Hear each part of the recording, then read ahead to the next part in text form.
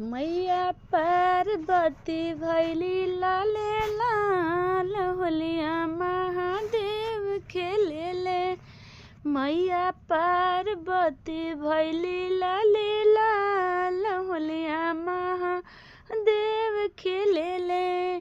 देव खेलेले हो महादेव खेलेले। देव खेलेले हो महादेव खेलेले। मैया पार्वती भैली लाले लाल होलिया महादेव खेलेले। मैया पार्वती भैली लाले लाल होलिया महादेव खेलेले। होली के दिन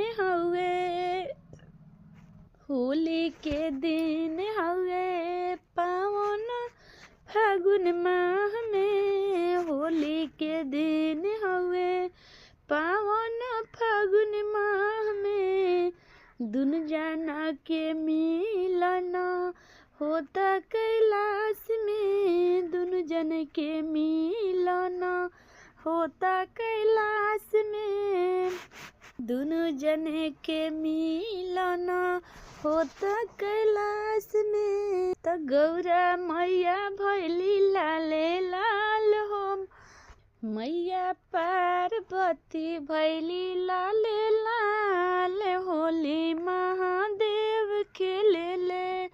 मैया पार्वती भैली लाले लाल होली महादेव खेलेले।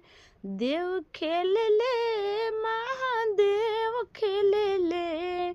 देव खेलेले महादेव खेलेले। त मैया पार्वती भैली लाले लाल होलिया महादेव खेलेले। मैया पार्वती भैली लाले लाल होलिया महादेव खेलेले। शिव बड़े सांवर हो गौरा बड़ी गोरी। शिव बड़े सांवर हो गौरा बड़ी गोरी।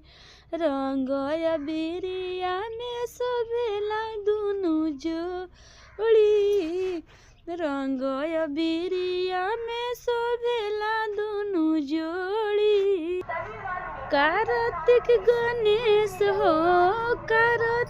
गणेश हो लागेले बड़ी कमाल हो। गौरा खेलस होलिया हो महादेव खेली होलिया।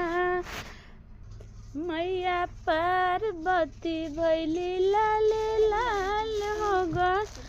मैया पार्वती भैली लाले लाल हो ग। महादेव खेली होलिया।